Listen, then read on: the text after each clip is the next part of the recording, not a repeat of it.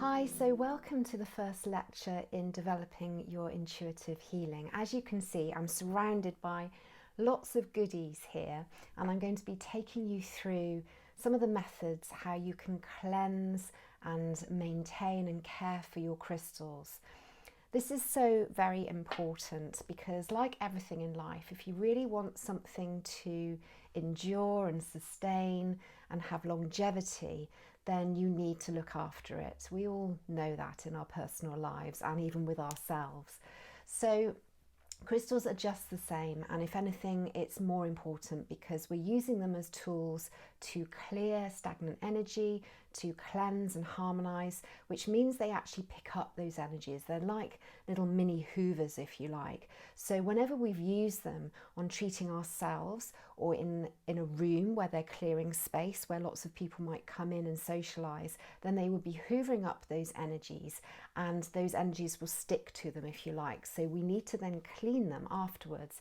And although this course isn't teaching you how to treat others, I would just make the point here that obviously, being a crystal therapist, this is absolutely essential, because if I was to use a stone on one client, complete the treatment, and that stone has sucked in stagnant energies from that client, and then I have another treatment straight after with a different client, if I didn't cleanse that same stone in between and I used it for both clients, the second client may pick up some of the energies from the first client, which obviously would be really dangerous and not an authentic or integral way to be a crystal therapist. I wouldn't be acting with that integrity. So it's really essential.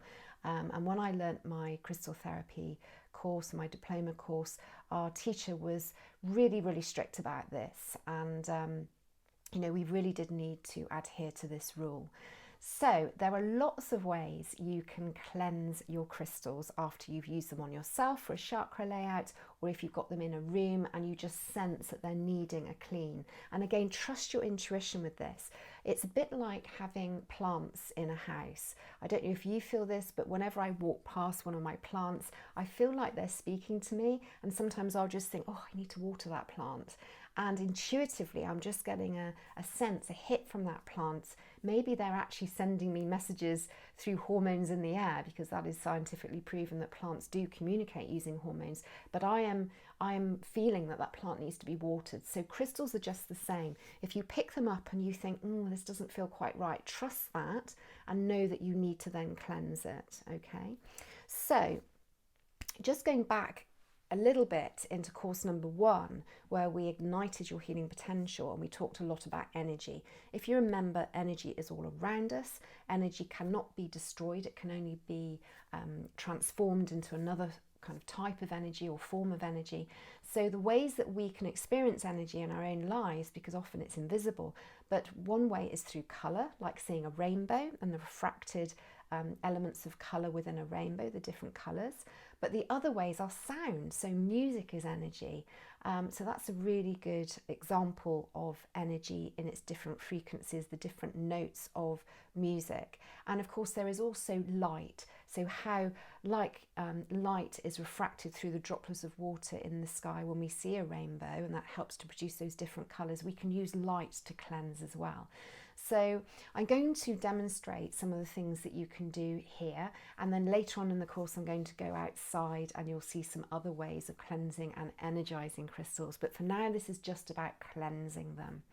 So the first thing I'm going to do is show you how to cleanse crystals using sound. Now this is brilliant because it doesn't affect the crystals adversely. Some crystals are susceptible to being dissolved by water or salt water.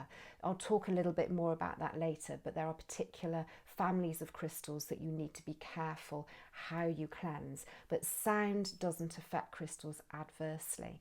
Obviously, if you were to whack a huge gong right next to a crystal, that would be painful for the crystal. But with being sensible, it's really a very good way to cleanse. So what we're doing fundamentally here is we are going to, now what's the word here, kind of agitate, if you like, the stagnant energy that is held within and around the crystal.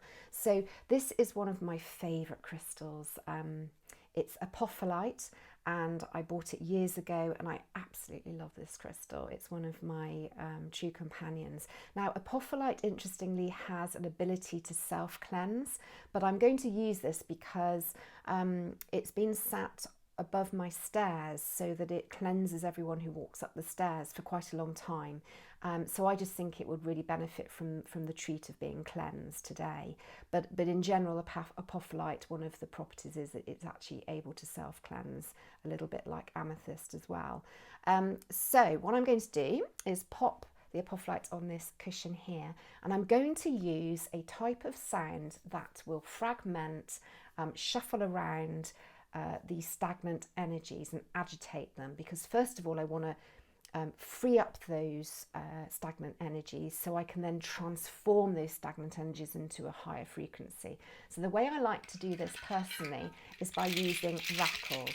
This is why I have these here, and you can see this one is a higher noise and this one's a lower noise. So I just pick whichever rattle I am more drawn to, and sometimes I use both.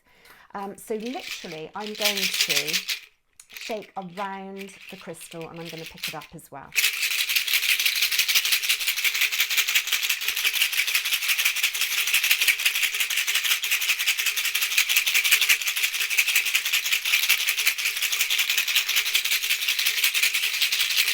While I'm doing it, I can actually feel it's really quite a loud noise, and I can feel the energy around me as well. So actually, I'm going to shake it around me as well, because this is a great way to clear your own aura energy and the room as well. So why not do a bit of your own clearing as well as the crystal? So now you've agitated these stagnant energies, I'm going to take it to, maybe I'll use the other rattle actually as well, because this is slightly lighter, so it's got a different frequency. And I can feel that when I do that to myself. And now I'm going to still agitate, but with a slightly different resonance. So that might be sufficient, but I'm actually going to use my drum as well, just to show you that you can use different sounds.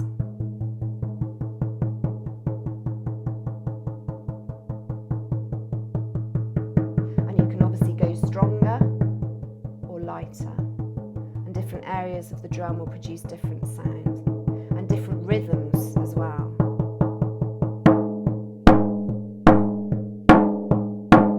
Okay, so I could feel that energy as well. Really interesting to use a drum. So we've agitated the energies, we've brought them alive. What it's important to do now is not stop at this moment, because we need to transform that agitated energy, that stagnant energy, into something higher and lighter. So what I'm going to use is this beautiful singing bowl. So we're actually going to transform the energy now. So we're going to start the singing bowl going.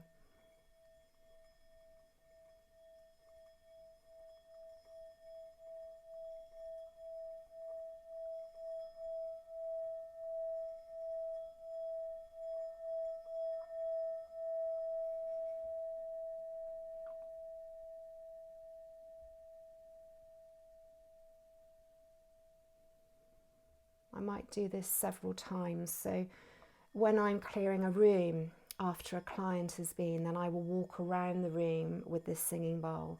And actually before that, when I'm agitating the energies, I will walk around the room with the rattle, particularly interested in corners of rooms where it's darker.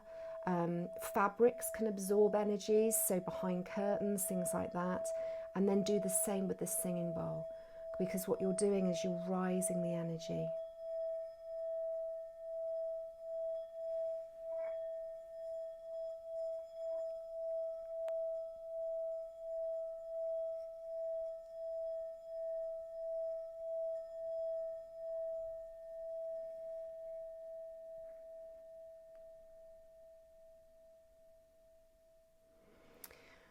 So obviously I'm doing this kind of one-handed at the moment, but if there was somebody else with you, you could ask them to actually hold the crystal while you actually waft the singing bowl as you're playing it under and around the crystal. So that's a really nice way of doing it as well.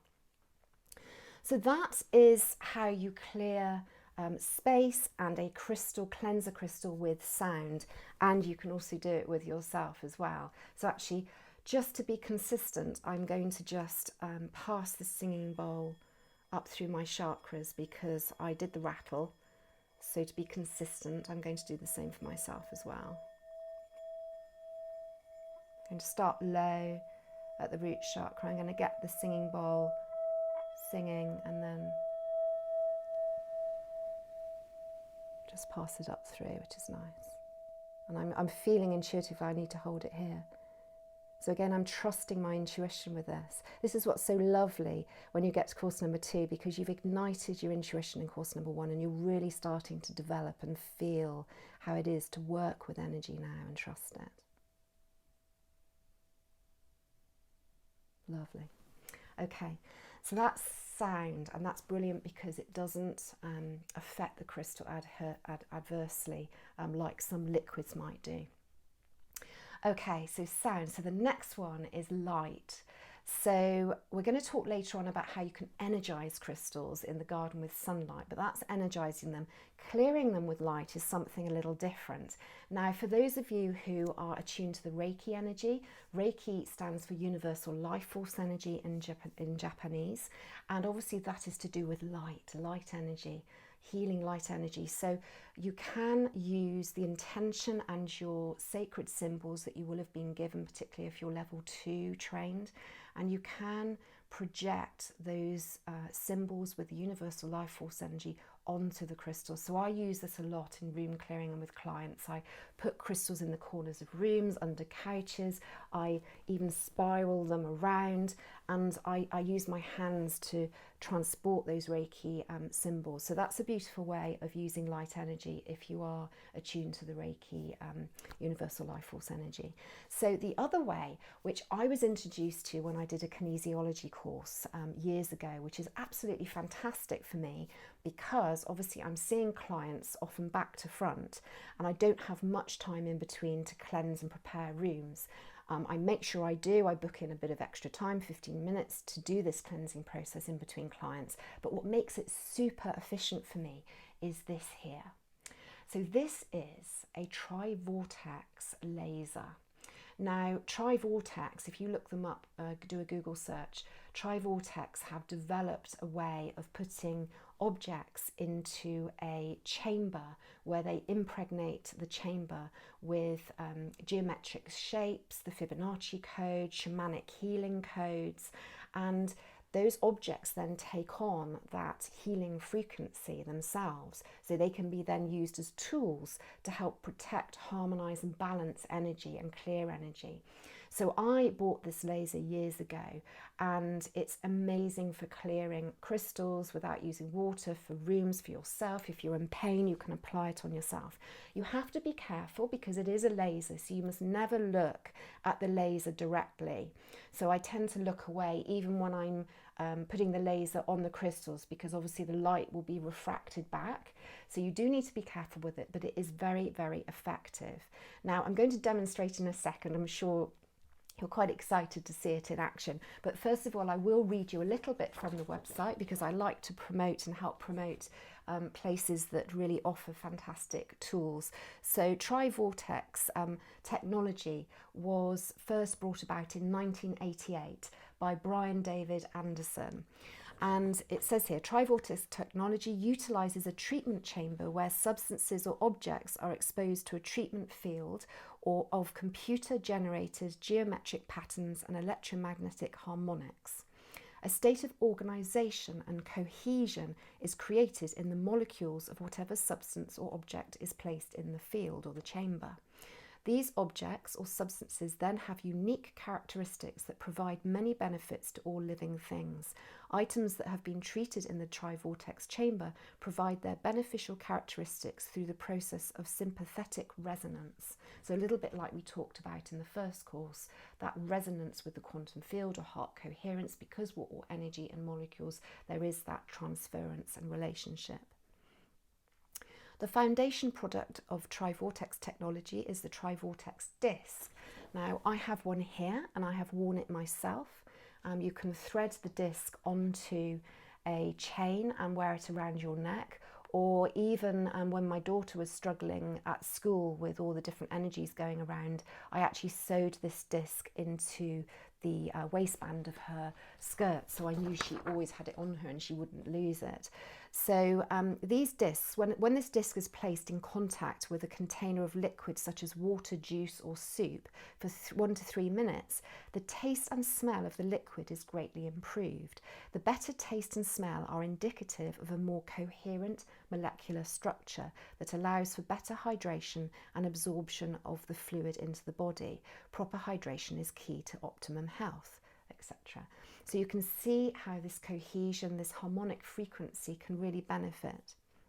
There are lots of other products on the website for you to have a look at. The disc is just one and the laser is another, but they're actually developing oils and lots of other really interesting things. So I invite you to have a little look at that. And if you're a therapist and you want a quicker but very effective way of cleansing your room and your crystals in between clients, then I really recommend you get one of these lasers. So you'll be okay looking at this because you're doing it through a screen, but I'm going to slightly look away when I do this, but I'm going to move the crystal a bit closer and you'll see the beautiful refraction of light that goes on, because what the laser does is it actually magnifies this beautiful molecular structure within the crystal, which is just amazing. So I don't know if you can see there, but the laser itself is green. And it's making the crystal really, really sparkle. Let's see if I can get it a bit closer for you. And it's a really pretty, I like to say even an angelic or kind of fairy energy, if you believe in angels and fairies. It's really, really beautiful. So what I do is I just intuitively check in with myself, and I do what I'm drawn to do. So I'm just trusting that what I'm doing is what the crystal needs, and sometimes I will pick the crystal up.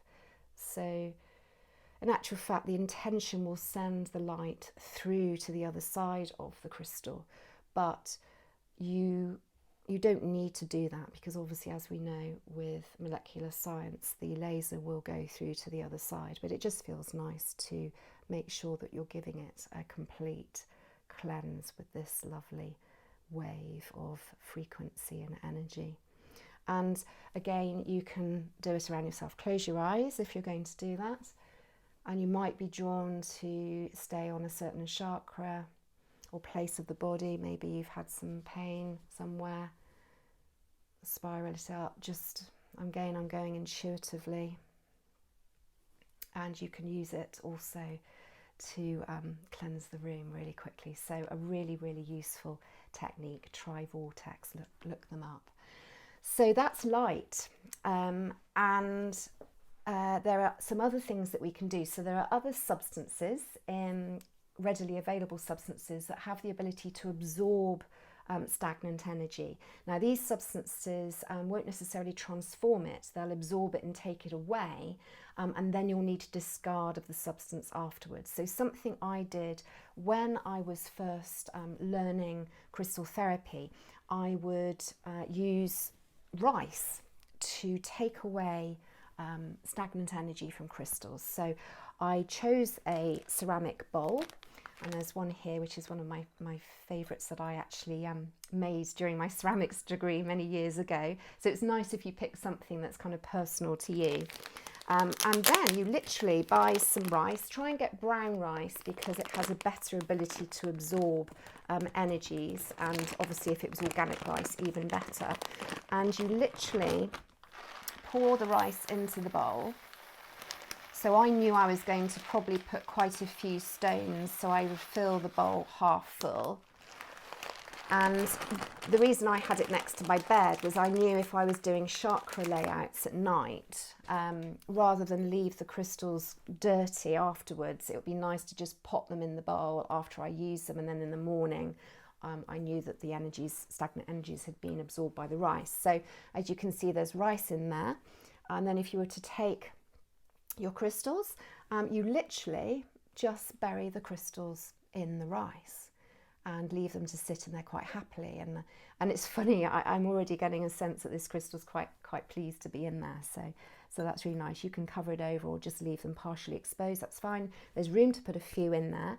And it works really, really well. But what you will notice is that quite quickly the rice, you'll just get this sense, you'll think, I need to replace that rice. So do not cook with it afterwards, okay? You need to throw it away. Because obviously if you cooked with it, you would take on and ingest the stagnant energy. So you must throw the rice away. I need to really stress that. But it is also another useful way of cleansing your crystals. So that's really another nice little technique that's quite simple. And again, it won't affect the crystals adversely in any way. So that's rice. And then a second similar approach is if you happen to have, I know it's become much more popular at the moment to use Himalayan salt. So any sea salt, it needs to be sea salt. As we know, salt has an amazing ability to cleanse. And again, this can be used to protect and cleanse your crystals. So I like to use Himalayan salt because it's got a particularly purifying effect. And again, you can take your crystal and sit your crystal in some nice Himalayan salt like this, and maybe just turn it over a little bit once in a while, and that you can have that next to your bed as well, or in your living area, so you can, you know, alternate your stones, cleansing them in there. Again, you need to replace the salt when you intuitively feel it's appropriate to do so. You will know, you will need to trust your instincts. It really depends how long you've left the crystals in there and how many crystals you've had in the salt. So that's another really nice method there as well. So we've done some sound healing, we've done some healing with light, and we've talked about absorbing elements such as the rice and the salt. Now, the Himalayan salt can also be dissolved in water to make a salt solution, and you can cleanse crystals with that salt solution. However, there is a caveat here in that some crystals will start to dissolve when placed in water or salt water.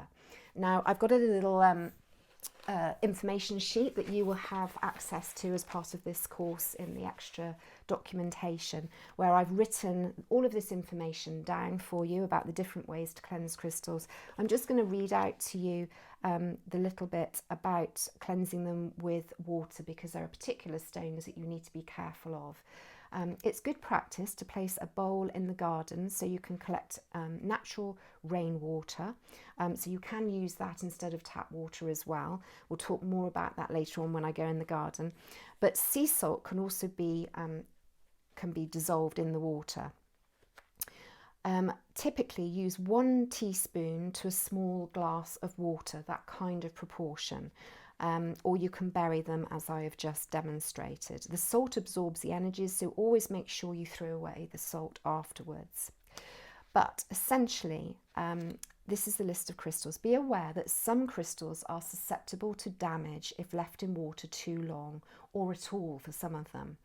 In particular, amber, turquoise, red coral, fire opal, moonstone, calcite, kyanite, kunzite, angelite, azurite and selenite. Now you'll notice there were quite a lot of ites in there. This is an example of selenite, which is a wonderful crystal for cleansing a room, the atmosphere in a room. But if you were to put this in water, it would adversely affect the crystal. So what I suggest you do is use one of these other methods, the sound clearing or light clearing. And as a rule of thumb, if the crystal ends in ite, I-T-E, it is best to cleanse them with one of these other methods, or this final method I'm about to show you, which is using white sage. We're also very fortunate that certain plants offer us up the opportunity to burn their dried leaves and use the smoke that comes off to cleanse crystals. So I'm just going to loosen. This is a lovely bunch of white sage that I bought a while ago, and it continues to serve me really well. So it comes off in these little twigs. Already smells really lovely. And typically what you would do is, again, perhaps be aware that obviously you're working with a naked flame, so be careful. But I'm going to just place the crystal on the cushion for now and light the sage. You can also use, there's also a lovely South American tree that grows in their coastal forests. And you can use Palo Santo wood, which is from these trees. This wood is beautifully scented with mint, pine and lemon, and traditionally is very good for cleansing and has good healing properties. So literally I've just lit the sage, I've blown it out so it's now smouldering, and literally what I do is I hold the crystal under the pathway of the smoke and give it a nice bath in this sage. Sage is a very strong stripper. It's almost like paint stripper, but in terms of energy.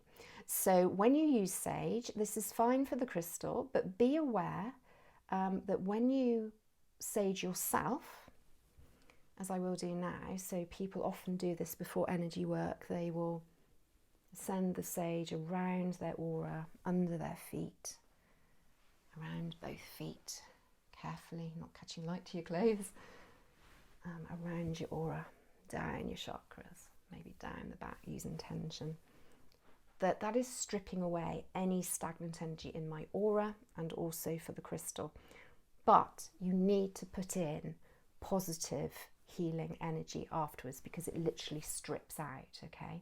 So it can be quite harsh. So it's fine for the crystal, but for a person, you need to then either use some Reiki energy. I'm just going to blow this out now, having, actually what you need to do really is just almost like a little snuff appliance that you put flames out with. You need to tap it on a surface. So I'm just going to pop it over here for now while I continue, and I'll snuff that out later.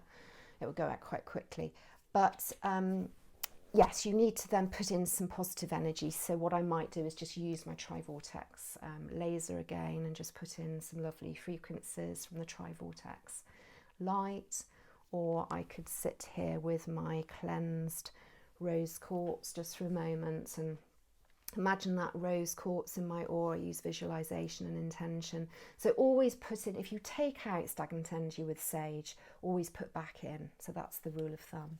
And Palo Santo is a beautiful smelling wood, which again you just light just the same and use the smoke to cleanse with, and you can use it in rooms as well. So I do hope that has been interesting for you. I love using these tools. It's really fun, and it's great because they're very easily purchasable online, and many of them, like the rice, you might already have in your home. And later on I will share with you some of the ways you can cleanse and energize using the natural elements that we find outside in our natural world. So have a go with your lovely crystals. So if you were with me for course number 1, you will have hopefully purchased your chakra set, and maybe you've already got other crystals that you have in your home as well. And go and kind of visit them and just check out and think, do you need a bit of a cleanse, and practice some of these techniques on your lovely stones and give